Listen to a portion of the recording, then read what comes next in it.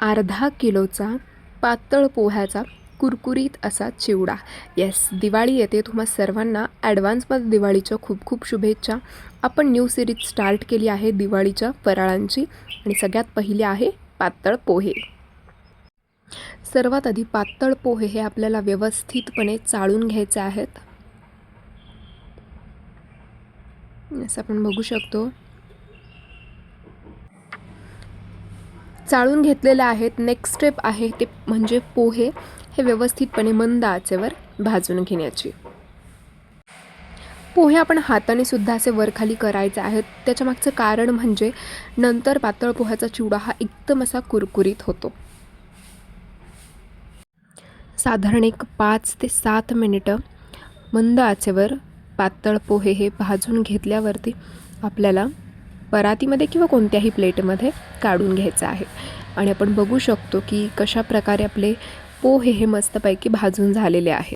Next step आहे ते म्हणजे पोह्यासाठी लागणारे सगळे साहित्य हे भाजून घेण्याची. तर आपण थोडेसे शेंगदाणे, डाळ, खोबरे, 8 ते 10 बारीक कापलेल्या मिरच्या मीडियम आकाराच्या, थोडेसे काजू, थोडे तीळ, कढीपत्ता, 2 टेबलस्पून मीठ, 1 टेबलस्पून हळद आणि 1 टेबलस्पून पिठी साखर.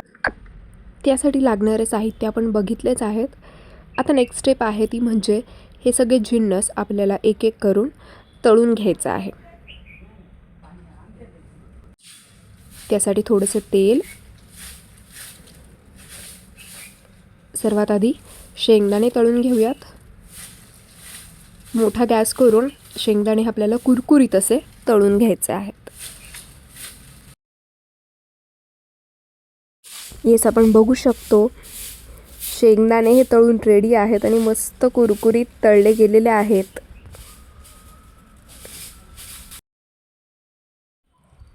आता आपण पंढरपुरी डाळ घातलेली आहे याच्यामध्ये. ती सुद्धा आपल्याला मोठ्या गॅस करूनच तळून घ्यायची आहे. एक थोडासा ब्राऊन कलर येईपर्यंत डाळ आपल्याला तळून घ्यायची आहे. आपण बघू शकतो की डाळ ही अशी छान तळून झालेली आहे. नेक्स्ट आहे खोबऱ्याचे काप. खोबऱ्याचे काप मात्र आपल्याला बारीक गॅसवरच तळून घ्यायचे आहेत, नाहीतर ते जास्त करपले जातील.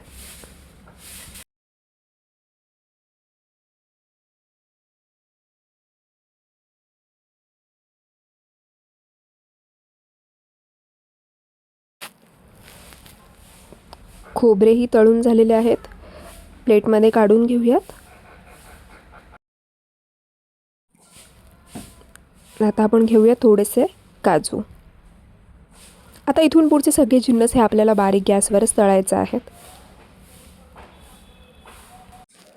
थोडीशी मिरची मात्र आपल्याला अशी छान कुरकुरीत तळून घ्यायची आहे. मिरची मऊ नाही पडली पाहिजे.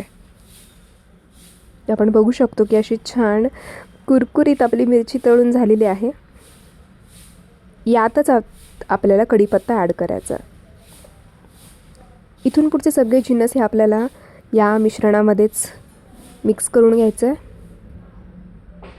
कढीपत्ता मस्त असा तडतडतोय, असं आपण बघू शकतो.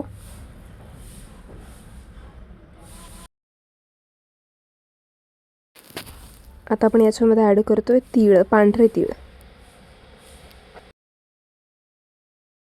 मिश्रण हे छान एकजीव करून घ्यायचं आहे. गॅस मात्र मंद आचेवरच ठेवायचं आहे. आणि याच्यामध्ये 1 टेबलस्पून हळद, 2 टेबलस्पून मीठ घालून हे मिश्रण छान असं हलवायचं आहे. आणि आधीचं जिन्नस हे सगळे मिक्स करून घ्यायचे आहेत. छान असं आपण एकत्र करतोय आता. आणि सुगंध खूप मस्त सुटलेला आहे. आता याच्यामध्ये आपण जे पोहे पातळ भाजून घेतले होते ते सगळे पोहे आपण याच्यामध्ये ॲड करतोय. आणि व्यवस्थित असे वरखाली करून घ्यायचे आहेत. मिश्रण हे छान एकजीव झालं पाहिजे, पण गॅस मात्र मंद आचेवरच ठेवायचा आहे.